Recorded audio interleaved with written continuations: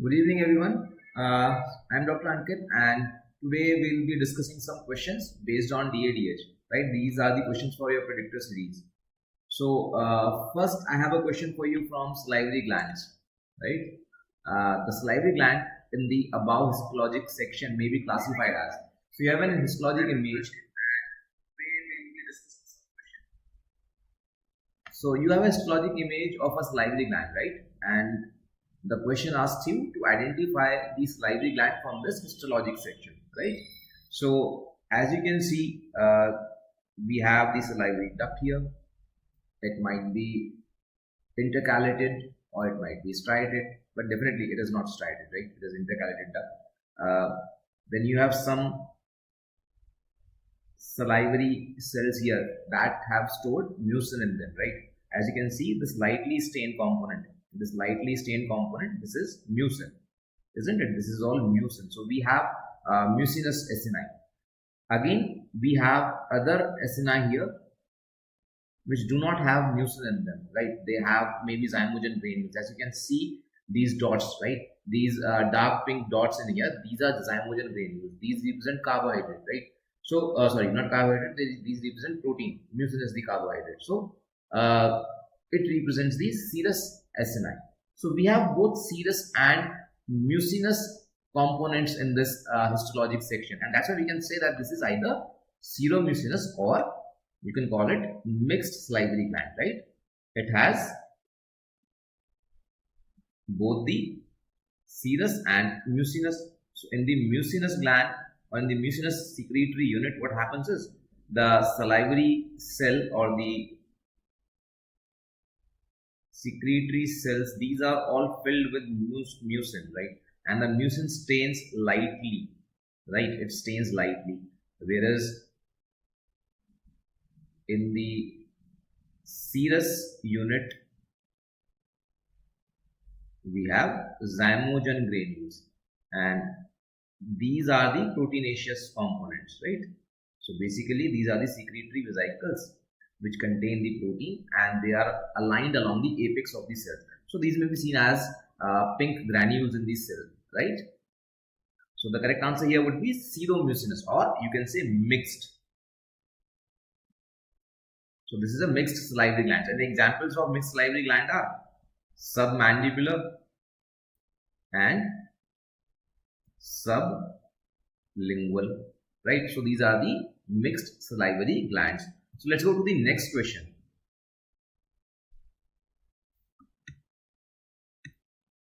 The next question is the most mineralized living tissue in the human body is. So which is the most mineralized tissue? And we have many tissues here, right?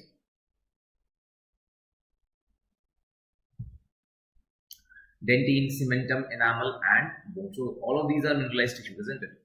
All of these are mineralized tissues. Dentin, cementum, enamel, and bone. Dentin has approximately 70% mineral content. Cementum approximately 65% mineral content, or maybe some say that it is around 60 and 40, right? Enamel has 96% mineral content, so it has maximum mineral content, isn't it? Bone has the least mineral content, isn't it? So enamel has the most mineral content. So do you think that the answer here should be enamel, or should it be something else? Do you think the answer here should be enamel, or should it be something else?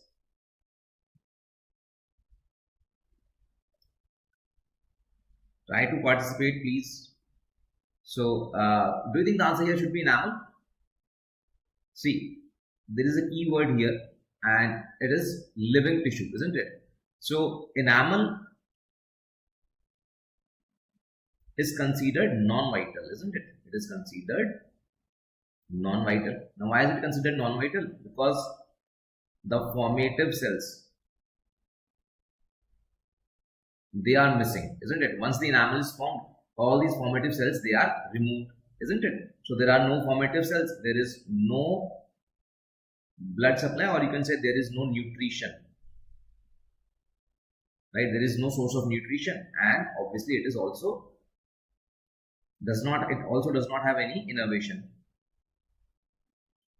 right? So it does not have any innervation, it is uninnervated. it does not have any source of nutrition, and it does not have any formative cells. So for those reasons, it is considered non-vital. But dentin is a vital tissue, right? So the correct answer to this question would be option A, that is dentin. Yes, very good. The correct answer here would be dentin, right? Had this word living not been there in the question, if the question was the most mineralized tissue in the human body is, then the answer would be enamel, right? So let's go to the next question. Striae of Regis represent. Now what do these striae of Regis represent? There are several incremental lines, isn't it?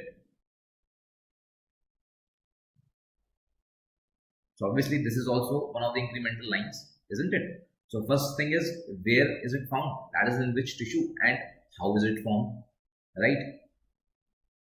So the questions are where and how, isn't it? So where is it found? Is it found in dentin or is it found in enamel? And how or when is it formed, right?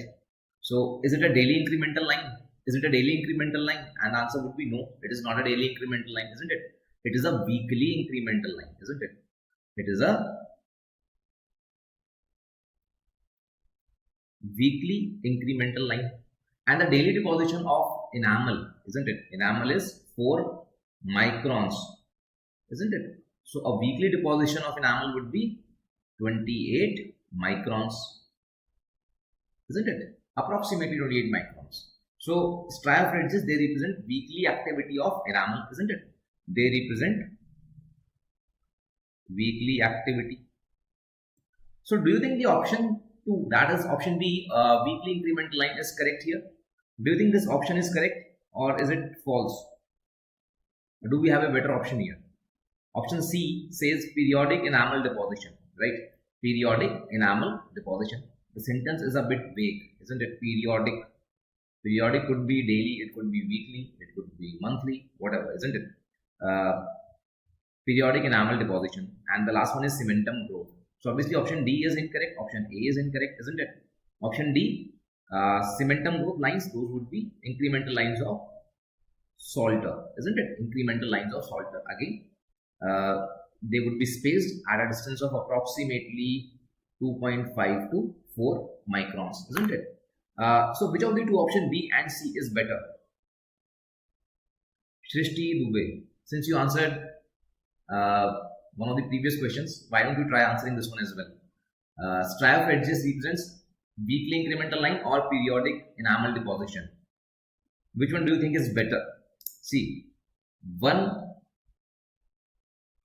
tells about the exact duration, isn't it? And the other one tells about the exact tissue, isn't it? Enamel. So at one place we have the weekly and the other place we have the enamel.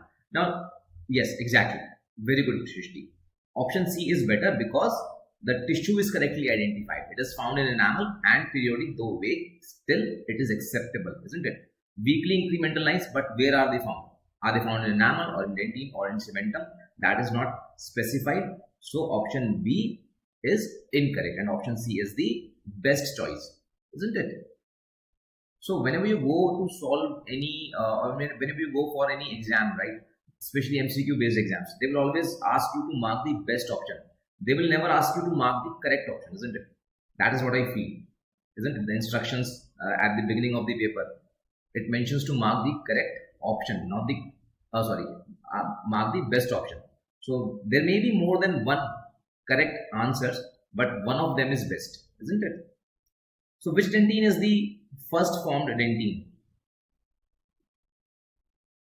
First formed dentin kaun sa hoga? So which is the first formed dentin? That is the dentin immediately deposited once the odontoblasts are differentiated. So once the odontoblasts are differentiated, the dentin that would be formed would be immediately adjacent to the dentino-enamel junction. So we have enamel and the dentin that is formed here would be the first formed dentin, and the first formed dentin is known as mental dentin. it forms almost a frame around the dentinal tissue, isn't it? It forms a frame around the dentinal tissue. That's why it is known as mental dentin. And its thickness is approximately 15 to 20 microns. It may sometimes go up to 150 microns, but usually it is 15 to 20 microns, right? So that is the mental dentin. Also, it has certain differences when we compare it to circumpulpal dentin. The circumpulpal dentin is it forms the remainder of the primary dentin, right? So remainder of the primary dentin is formed by circumpulpal dentin. So as compared to the circumpulpal dentin, the mental dentin is 5% less mineralized, right? Yet it has largest collagen fibers, approximately 200 nanometers is the diameter, right? Approximately 200 nanometer diameter fibers are found here. And also the fibers here, they are special. They are arranged in a fan-shaped orientation, isn't it? And they are gyrophilic. That is, they are stained by the silver stain, isn't it? So let's go to the next question. Incremental lines of von Ebner are seen in. So again, our question based on incremental lines, but this time the question is about the tissue, and we have options: enamel, dentin, cementum, and bone. So incremental lines of von Ebner, where do you think they will be found? They will be found in dentin or in enamel. Cementum we have already discussed that in cementum incremental lines of Salter are found, isn't it? So where are these incremental lines of von Ebner found? They are found in dentin. Very good. They are found in dentin, isn't it? And what do they represent? Do they represent a daily activity, or do they represent a weekly activity or a 5-day activity? What do they represent? Sheila, Simran, Shrishti, koi bhi jawab de sakte ho, right? So what do they represent? A daily activity or a weekly activity or a 5-day activity? So von Ebner, it represents a daily activity, isn't it? It represents daily activity. So which line or which structure does 5-day increment represent? Or 5-day increment is represented by which line, right? So we have another line known as Anderson's lines, and these Anderson's lines, they represent 5-day activity. So in enamel we had striae of Radiologist, which represented 7 days activity, right? But here we have Anderson's lines, and they represent 5 days activity, not 7 days. So if von Ebner's is spaced at about 4 microns, then Anderson's would be spaced at about 20 microns, right? Now remember that the primary, secondary, and tertiary dentin, they would form at a different pace. So fastest is primary, and hence here the daily deposition rate is 4 microns. Then comes secondary, and the secondary forms at a speed of about 2.5 to 3.5 microns. And then is tertiary, which forms at a speed of about approximately 1.5 microns per day, right? So which dentin forms at the least pace? It is the tertiary dentin, and fastest would be primary dentin, right? Yes, everyone is correct. Option B, that is dentin, is the correct answer. Dead tracts are more common in. So where are the dead tracts more commonly found? We have two types of tracts, isn't it? One is dead tract, and the other one is sclerotic dentin, isn't it? Dead tracts and sclerotic dentin. So how are these formed? See, sclerotic dentin, it may be physiological or it may be pathological. Physiological is routinely found in roots, right? So over the age, the dentinal tubules, they calcify because of the formation of the intratubular dentin, or you can say peritubular dentin. So intratubular dentin keeps on depositing, and over the time these tubules, they will get completely calcified, and that's how the physiological sclerotic dentin is formed. And the physiological sclerotic dentin is rarely called sclerotic dentin. It is called translucent dentin. So though the appearance of both translucent dentin and sclerotic dentin is same, and the process is also almost same, the peritubular or the intratubular dentin, it completely occludes the dentinal tubule, right? But here it happened due to age, whereas in pathological cases, a chronic stimulus, a chronic caries, or maybe a chronic trauma, that would lead to the formation of sclerotic dentin, right? So the stimulus is chronic. It is a it is for a long duration, right? Whereas if the stimulus is of a short duration, right, acute insult, let's say there is an acute insult, isn't it? So maybe this is a dentinal tubule, and let's say it has the odontoblast and odontoblastic process, right? So what happens is, let's say this is the coronal end and this is the apical end of the dentinal tubule. So what happens is, when there is an acute injury, the coronal end is calcified, right? The coronal end is calcified, and this odontoblast, it undergoes degeneration, and there is debris, right? There is debris formation here, and this debris gets calcified. So when this debris left by this dead odontoblast gets calcified, even the apical end gets closed. So now this tubule, they say, is empty, or you can say it is vacuum, isn't it? So this is the empty tube, whereas in case of sclerotic dentin, it is completely calcified, right? It is completely calcified. So that is one difference between these two dentinal tubules, right? One is completely calcified, other one is empty, or it is vacuum, isn't it? So what happens here is that this dead tract, these dead tracts, they would appear dark, whereas the sclerotic dentin, it appears translucent, right? It appears translucent. So in which light would it appear translucent, and in which light would it appear dark? That is under the reflected light or under the transmitted light. So let's say you had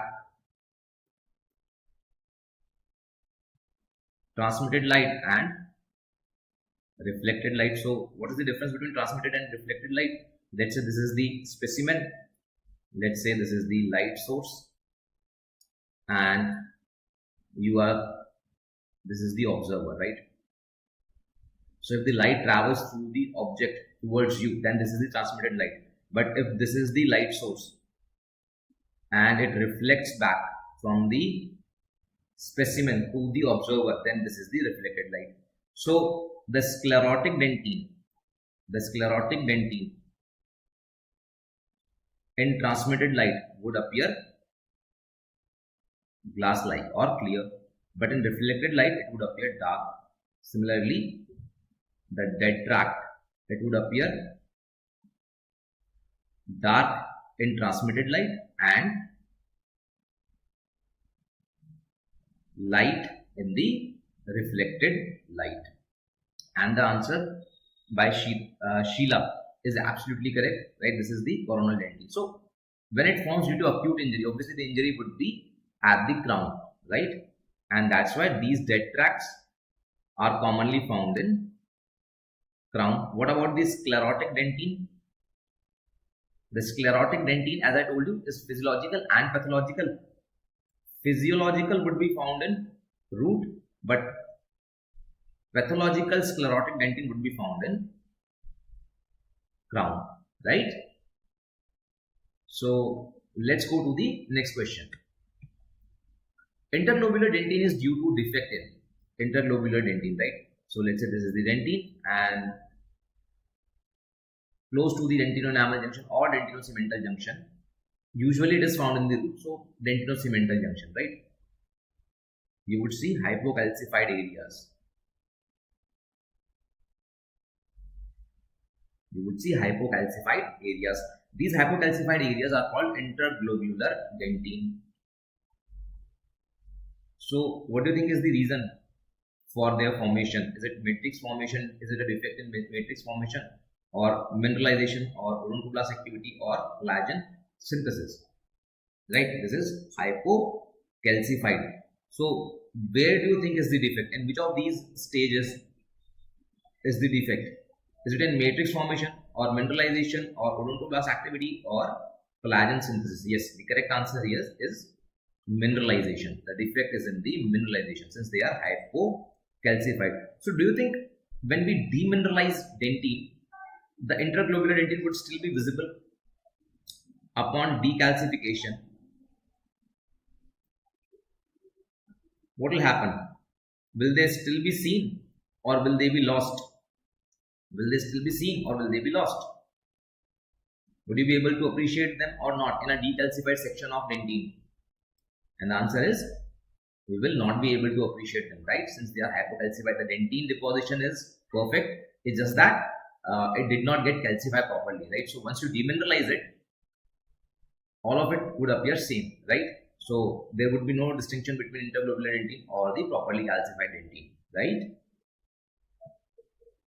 And they are commonly found in root and they are commonly found in circumpulpal dentin. Right? They are commonly found in circumpulpal dentin. That does not exclude secondary or tertiary or mental dentin, right? They are commonly found in circumpulpal, but they may be found in other places as well, right?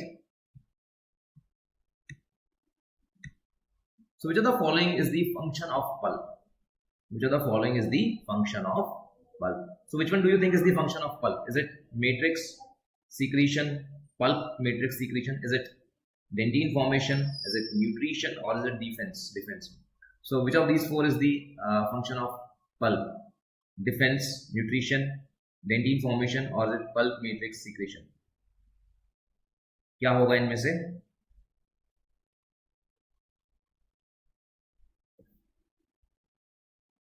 Pulp has several functions, isn't it?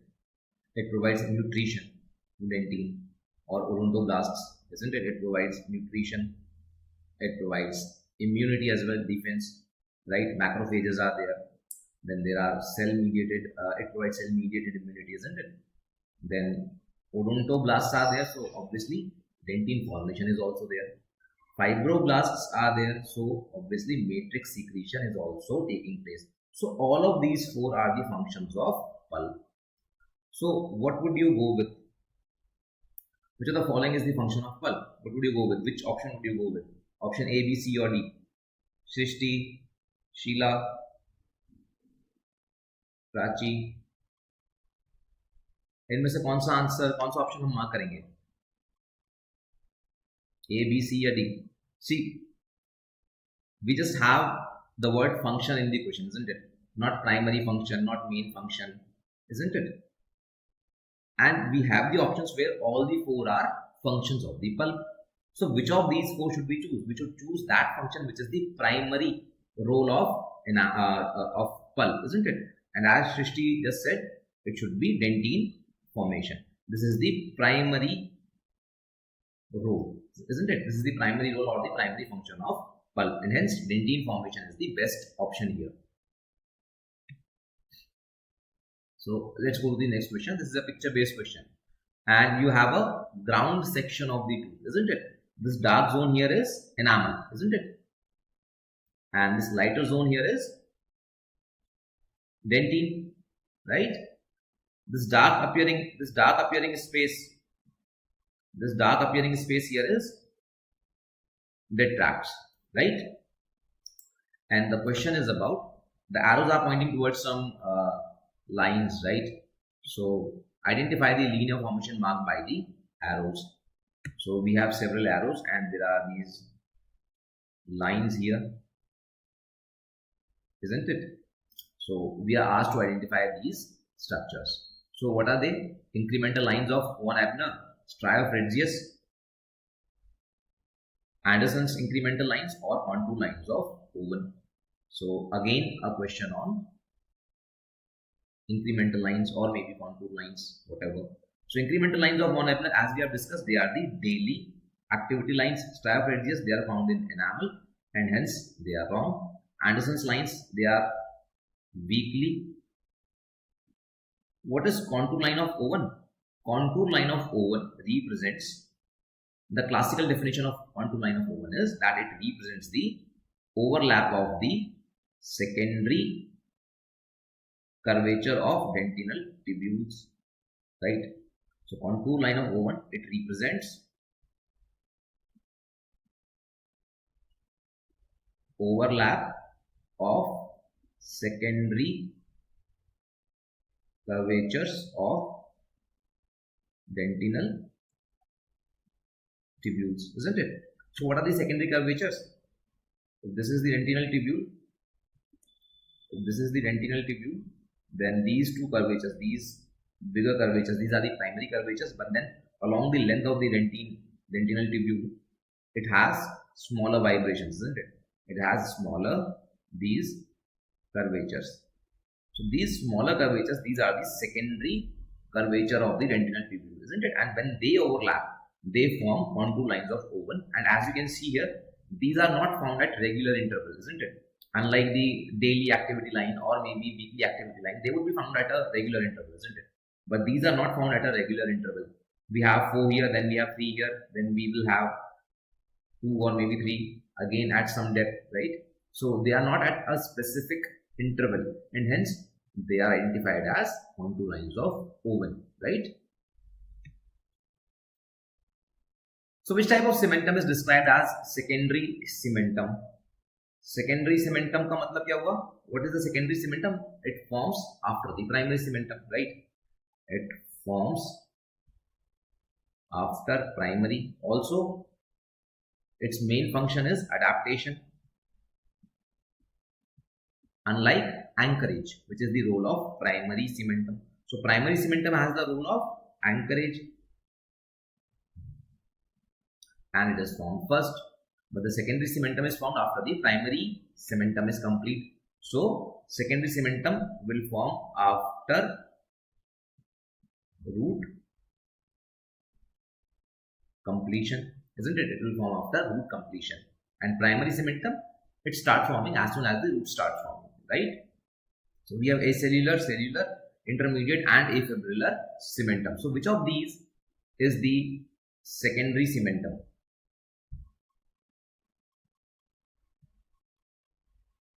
Which of these is the secondary cementum? Acellular, cellular, intermediate or afibrillar? Which is the secondary cementum? Always remember that the cellular cementum, right? Cellular cementum is the secondary cementum. Acellular cementum is the first formed cementum. What is intermediate cementum? Intermediate cementum is nothing but the debris, right? See, once the root is formed, the remnants of HERS, cell rests of molasses, isn't it? Cell rests of molasses, they usually migrate away from the root surface, isn't it? They usually migrate away from the root surface. But sometimes what happens is that they fail to migrate and they would be found close to the root surface. In that case, they are trapped between the dentin and the forming cementum, right? So these debris, they are known as intermediate cementum. They are found between dentin and cementum of the root, right? So where are they commonly found? They are commonly found in posteriors and in the apical third. They are commonly found in posterior teeth and they are found in the apical third region, right? So what is afibrillar cementum? Afibrillar cementum, afibrillar cementum forms on crown, right? It forms at DEJ.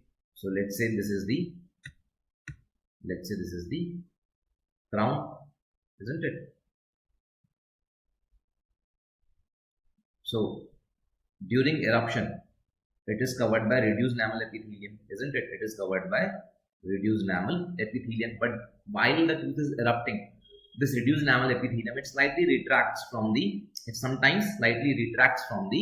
cemento-enamel junction, right? It sometimes slightly retracts from the cemento-enamel junction.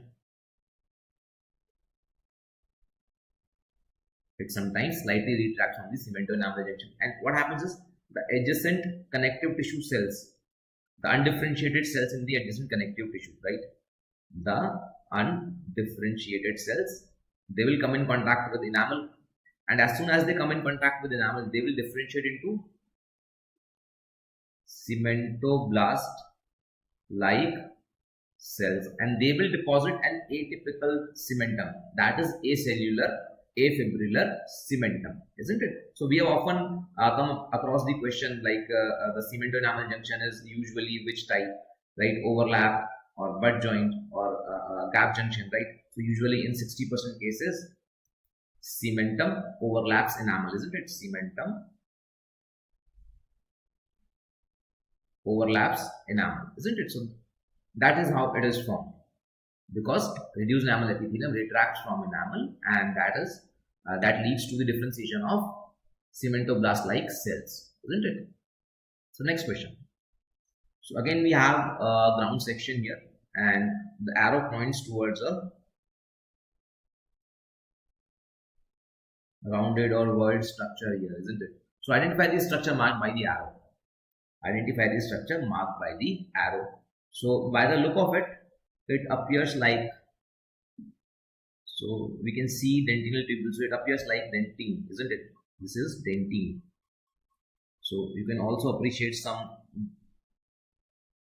granules here. Maybe this is Tomb's granular layer, isn't it? Maybe this is Tomb's granular layer, and maybe this outside tissue is cementum,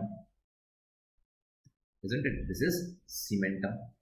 So we have cementum, we have dentin, isn't it? And there is a whorled structure in dentin.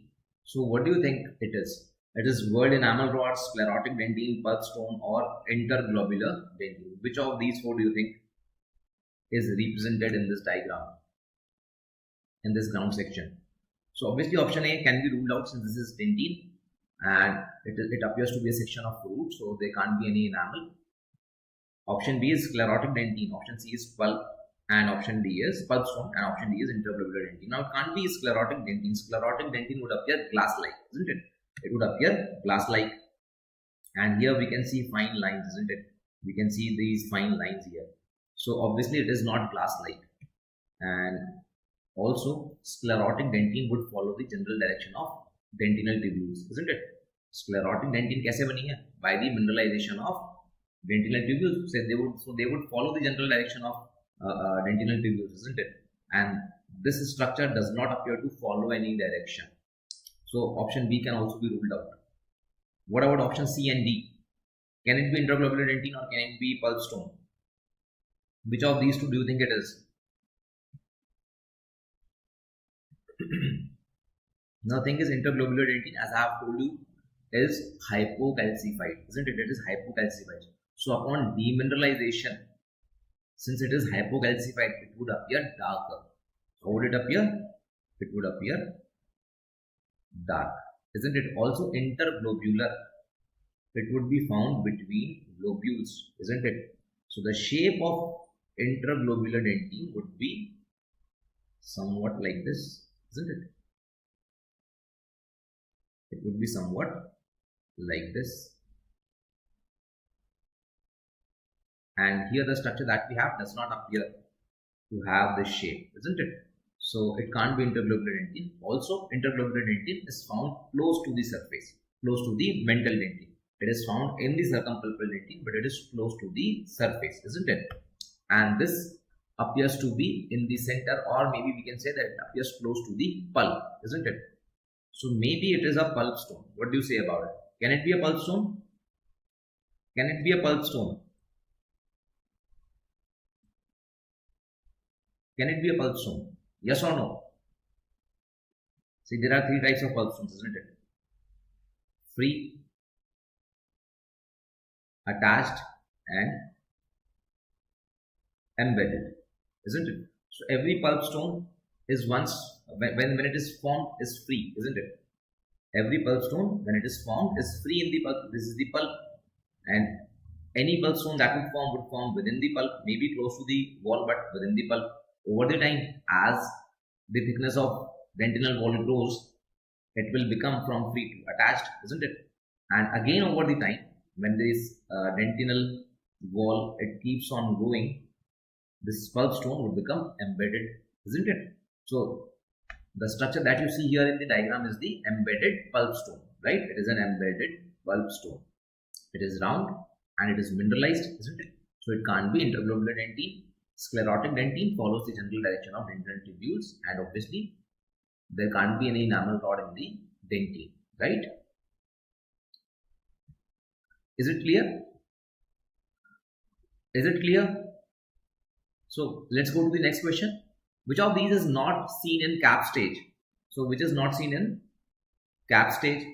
So cap stage has temporary structures like enamel knot, enamel niche, and enamel knot, enamel niche, and enamel cord, isn't it?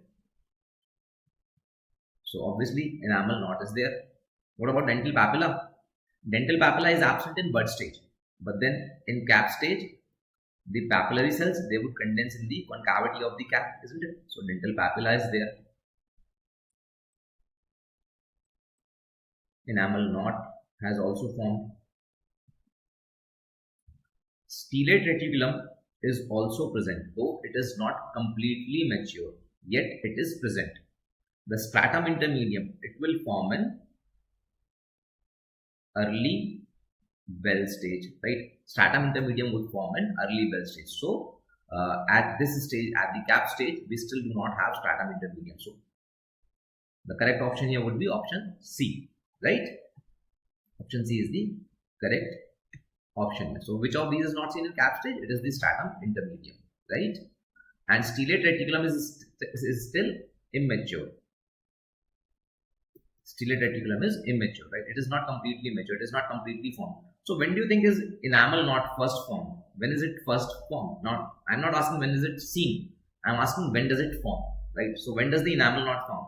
Primary enamel knot. When does it form? It forms at the end of bud stage, right? It forms at the end of bud stage. Clear? So next question. Saliva secreted by which of these salivary glands can be described as mixed with a predominant serous component? So mixed with a predominant serous component. So parotid is pure serous. Then the next one, submandibular. Parotid is the largest gland and it is serous. Submandibular, second largest, and it is mixed. Sublingual, this is the smallest major salivary gland, isn't it? And this is also mixed. Submandibular is mixed with a predominant serous component, and sublingual is mixed with a predominant mucinous component, right? All the minor salivary glands are mucinous except one Abner salivary gland. One Abner is a minor salivary gland that is associated with circumvallate papillae, right? These are associated with circumvallate papillae and they are pure serous. Also, these are the largest minor salivary glands, right? So largest of the either category, be the major or minor salivary gland, it is always pure serous, right? So next question, parakeratinized oral mucosa is predominantly found in, or it correctly should have been which of the following oral mucosa is predominantly parakeratinized, right?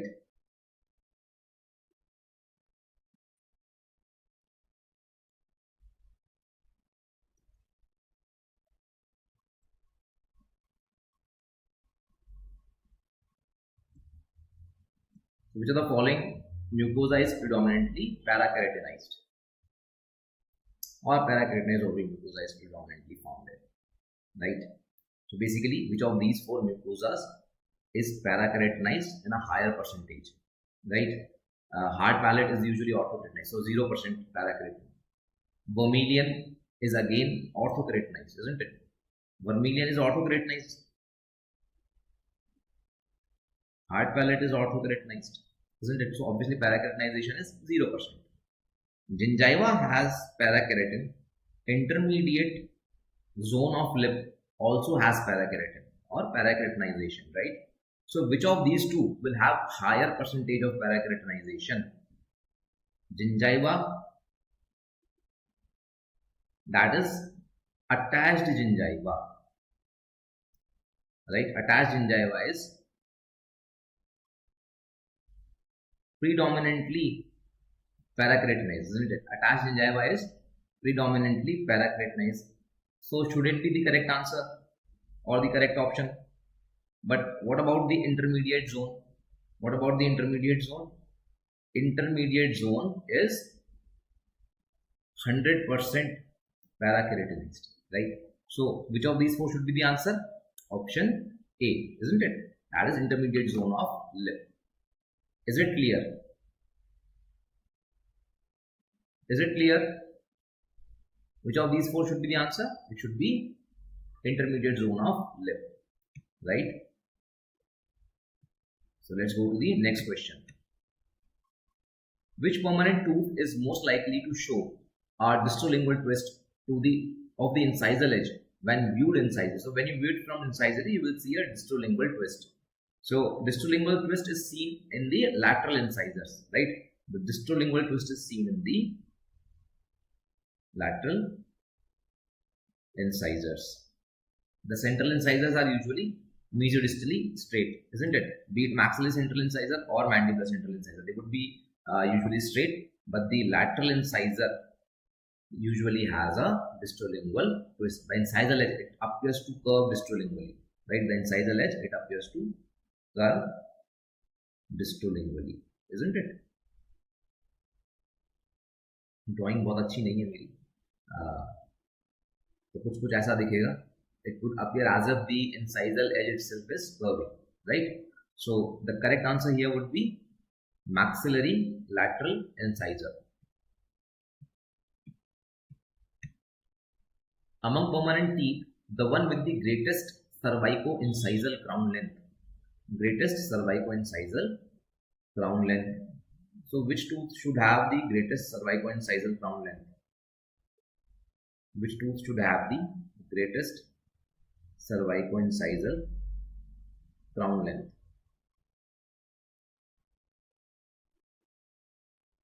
Should it be the maxillary canine or the maxillary central incisor or the mandibular canine? Which tooth has the maximum crown length, cervico-incisal crown length, or simply crown length, right?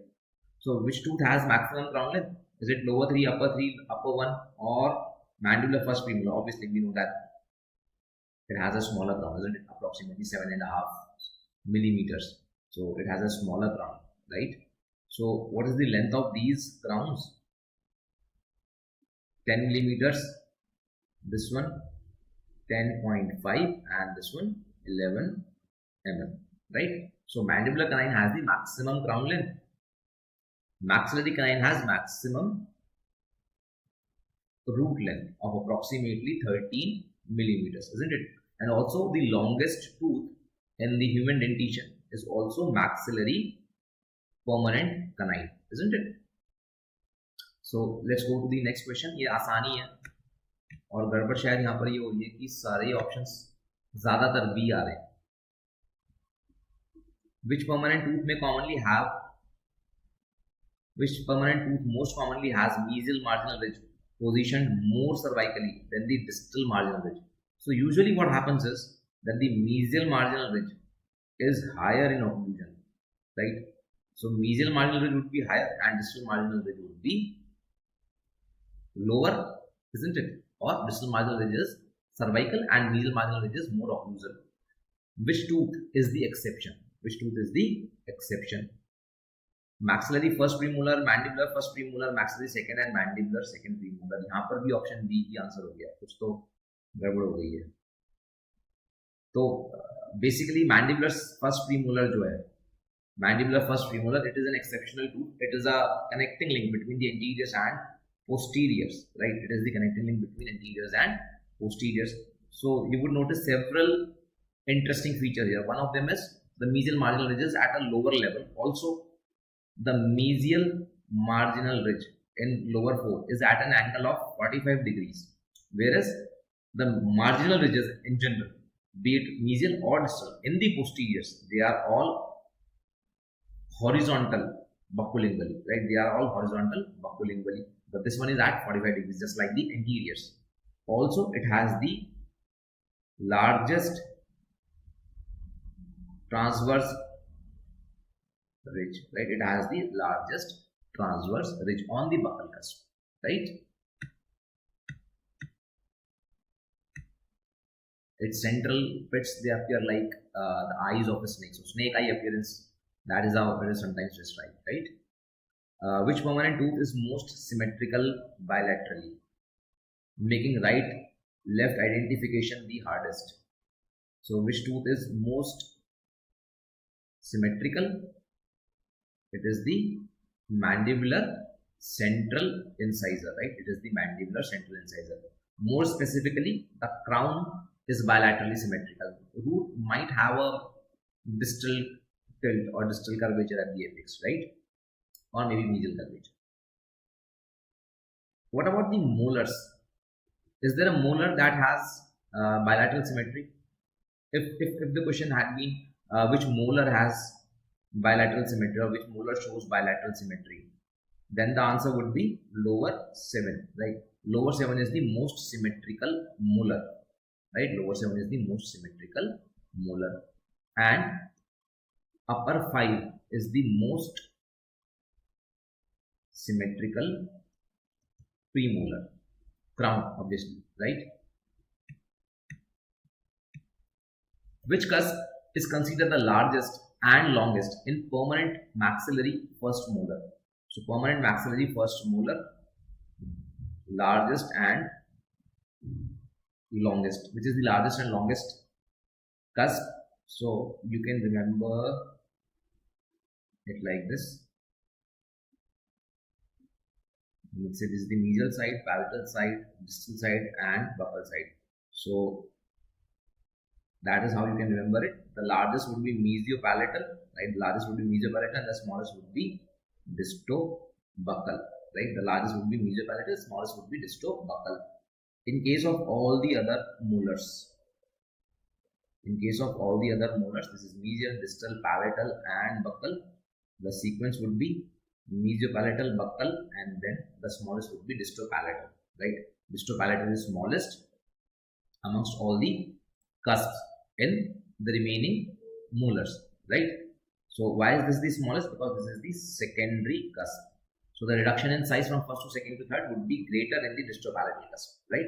And that is the reason it is sometimes absent or not developed in the third molar. Which permanent tooth usually has 2 roots and 2 canals, but may occasionally present with 1 root? Which permanent tooth usually has 2 roots and 2 canals? So 2 roots, 2 canals. All the mandibular molars तो नहीं आएंगे, right? क्योंकि उसमें 2 कनाल नहीं होती, 3 कनाल तो कम से कम होती ही है. तो मैंडिबुलर मोलर्स तो नहीं हो सकते, है ना? फिर क्या हो सकते हैं? Premolars. Which premolar? Maxillary first, isn't it? Again, obviously option B, right? Premolar, maxillary first premolar. It usually has 2 roots and 2 canals. So in approximately 70 to 75% cases, it has 2 canals, right? So in a minor population of these, in a minor specimen of these first premolars, we will find single canal. And these canals are oriented buccolingually, isn't it? They are oriented buccolingually. A primary molar that most closely resembles the permanent mandibular first molar is. ये तो simple सा question है, isn't it? ये simple सा ही question है. Which tooth resembles permanent mandibular first molar? So permanent mandibular first molar को कौन सा primary molar represent करेगा? That would be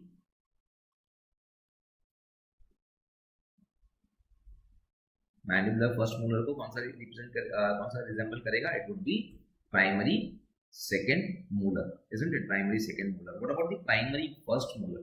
Does it resemble any tooth? It isn't. It has atypical anatomy, isn't it? It does not resemble any permanent tooth. It does not resemble any permanent tooth. What about upper D? It resembles premolars, and upper E, again just like the lower E, resembles upper first molar, right? Upper first molar. Is it clear?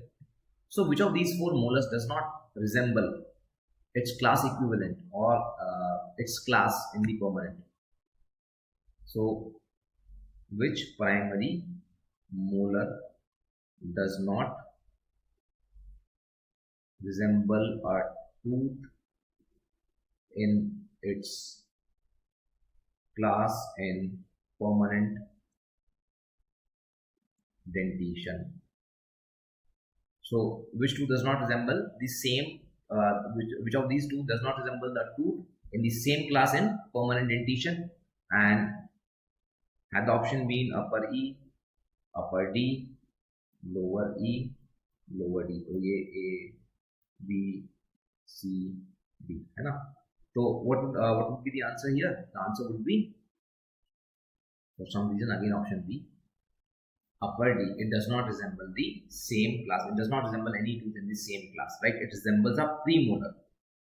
If you are confused about lower D, then the thing is that lower D still has a mesodistally wider crown, isn't it? It still has a mesodistally wider crown and it still looks like a molar. So its shape is atypical, it still looks like a molar, right? So upper D is the tooth that does not resemble any tooth in its same class. Question number 22. This tooth is most likely. So can you identify this tooth? Can you identify this tooth? The first thing that we need to do is, the very obvious structure that we see here is oblique ridge. So the first thing that we need to do is identify this obvious structure, isn't it? This is oblique ridge. Oblique ridge. So once you identify the oblique ridge, it is clear that it is a maxillary molar. All the options say that it is a maxillary molar, right? But two of them say that it is a primary maxillary molar. And obviously, since it has a oblique ridge and it has four distinct cusps, it can't be primary maxillary molar because the second molar would have 5 cusps and the first molar would resemble a premolar. So we can easily rule out the primaries, right? So amongst the option A and B, permanent maxillary second molar and permanent maxillary first molar, which of these two do you think is this tooth? Option A, option B? Now for a change, we have a different option here, isn't it? This is upper 7 because we have only 4 cusps here. The cusp of Caribelli is missing also.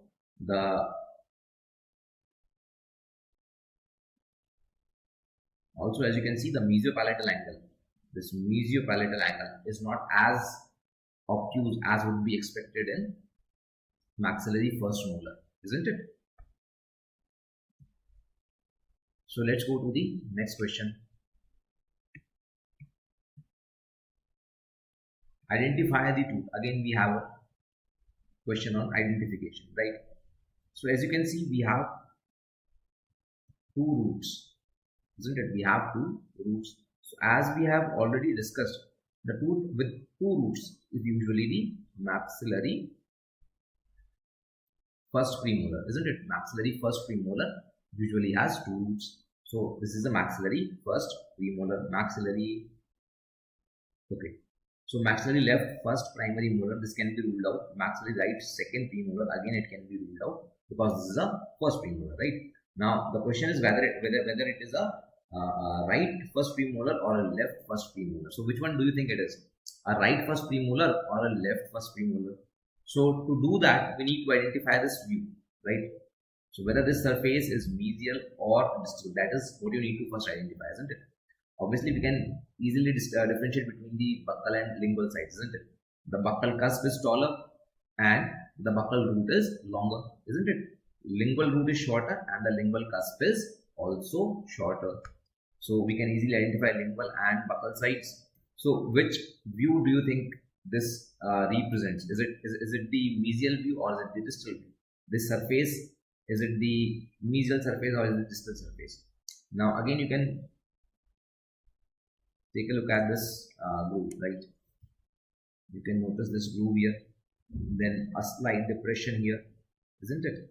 So all of these give a hint towards mesial surface. So this is the mesial surface, isn't it? This is the mesial surface. So when you properly orient it, so if you take this tooth directly and if you try to position in the right quadrant, you will notice that the mesial surface goes to the distal, isn't it?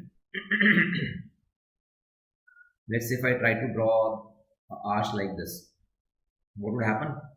The mesial surface would face the front. That is what I want, right? The lingual surface would face towards the lingual side. Again, this is what I want, right? And the buccal surface towards the buccal.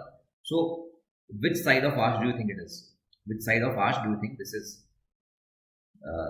If you again reorient it to yourself, like to your jaws, you would realize that this is the right side and this is the left side, isn't it? So this is the maxillary left first premolar. Maxillary left first premolar. Again, option B. Maxillary left first premolar. So it is the easiest way to identify is to draw the arch, right? It is to draw the arch and then try to orient it to a patient sitting in front of you or maybe to yourself, and you would get the correct answer, right? Again, we need to identify tooth. What tooth is this? So as you can see, there are only two roots. The crown is facing upwards. Obviously, this is a mandibular molar. Mandibular molar, and as you can see that the crown appears atypical, isn't it? It has a very long, a very tall dimension in the mesial half, whereas the distal half has a shorter dimension, isn't it? The mesial contour is flat. The mesial contour of the crown is almost flat, isn't it? Whereas the distal contour is pronounced. So all of these give a hint towards primary mandibular first molar, isn't it? Primary mandibular first molar. The primary mandibular second molar would appear just like the permanent mandibular first molar. Primary mandibular second molar would appear like the permanent mandibular first molar. So it would have three cusps, isn't it? It would have three cusps. Here we just have two cusps, right? And this can't be the buccals, this can't be the lingual view, isn't it? Because lingual cusp would be shorter, so the buccal cusps would be visible from the lingual side, right? So this is the buccal view, isn't it? This is the buccal view. This is the mesial side and this is the distal side, right? So mandibular right second premolar, mandibular left second premolar. Second premolars can be ruled out because this is the first molar. First molar, not premolar. Primary mandibular right first molar, primary mandibular left first molar. So again what you can do is you can again draw a arch, right? You can again draw a arch. तो अब इसमें क्या कर सकते हैं हम? Maybe we can draw an arch like this. Maybe we can draw an arch like this. So this is the buccal side should be facing towards the buccal, the lingual side facing towards the lingual, right? The mesial side facing anteriorly. And when you draw this arch like this, you would realize that it is the right. It comes on the right side. You can reorient this arch towards your own face, right? So option C, that is mandibular right first molar, that is the correct answer. Is there any confusion? Do you have any confusion? Shrishti, Simran, Prachi, Sheila, कोई confusion तो नहीं है I guess. Last question की तरफ चलते हैं ना. So identify the cusp that occludes in the red circle. That occludes with this tooth in the red circle. तो हमें यहाँ पर सिर्फ tooth ही identify नहीं करना, we need to also identify the cusp and the tooth that occlude at this position, right? So first you need to identify the tooth that is represented in the diagram. This is the maxillary first molar, isn't it? This is the maxillary first molar. Then you need to identify the side because the options give you right and left molars, right? So you need to identify the side as well. So this is the buccal, this is palatal or lingual, this is the mesial side and this is the distal side, right? So which side do you think this tooth belongs to? Again, simply we can simply draw arch, right? So this is the buccal side, lingual side, Medial towards front, distal towards back. So this becomes the left, this becomes the tooth of left quadrant, isn't it? This becomes the tooth of left quadrant. Is it clear? Does it become the tooth of left quadrant? Does it become the tooth of left quadrant? मैंने सही कहा या गलत कहा है?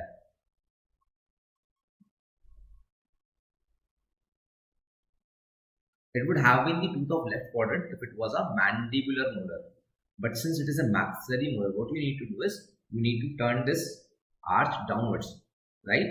क्योंकि इसका occlusal surface जो है वो downward face करता है ना maxilla का, so we need to turn it downwards. So when we turn it downwards, the left becomes right, isn't it? And that's why this would be right molar. ठीक है, this would be right molar. So everyone has their own techniques. You must also have your own technique to identify tooth, whether it is a right-sided tooth or a left-sided tooth. So whatever feels comfortable, follow that, right? ये जरूरी नहीं है कि मैं बता रहा हूँ तो यही बेस्ट होगा, हो सकता है आपकी टेक्निक इससे भी बेहतर हो आइडेंटिफाई करने की, ठीक है? तो what do we have here is right first molar, isn't it? We have a right first molar, and the circle marks the central fossa, isn't it? The circle marks the central fossa. So which cusp of which tooth occludes in the central fossa of the upper first molar? So upper first molar, let's say this is the upper first molar. Now the tooth that occludes with upper first molar would be mandibular first molar, isn't it? And mandibular first molar also has a distobuccal cusp, right? And behind it we will have second molar, isn't it? So with the upper first molar, the lower first molar occludes on the mesial side and the lower second molar occludes on the distal side. Now the spot in question is this central groove, this central fossa, sorry, not central groove, the central fossa. So what do you think? Which cusp occludes in the central fossa? First of all, it has to be the distal cusp, isn't it? It has to be the distal cusp.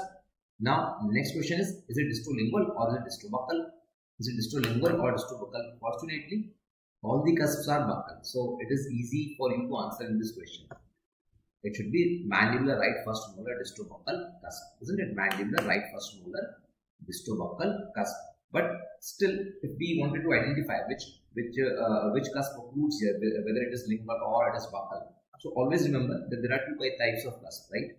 Supporting and guiding, isn't it? Supporting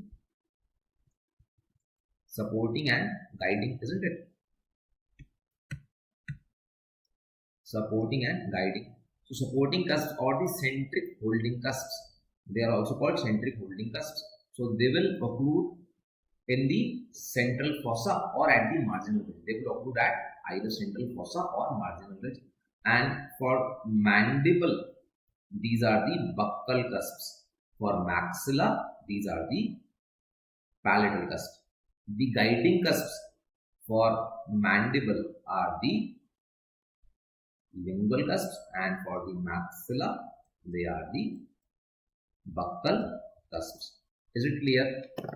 Now, since the opposing cusp is occluding in the central fossa, it has to be a supporting cusp, isn't it? And the supporting cusp of mandible is buccal cusp, right? So the answer here would be distobuccal cusp. Is it clear? Is there anything else that you would like to ask? Is there any doubt?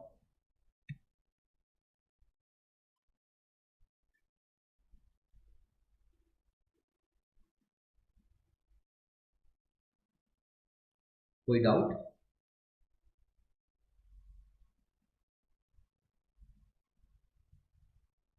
अगर कोई doubt नहीं है तो फिर हमारी class हो गई है, right? So let's meet again some time. If you have any doubt, you can tag me or whatever, right?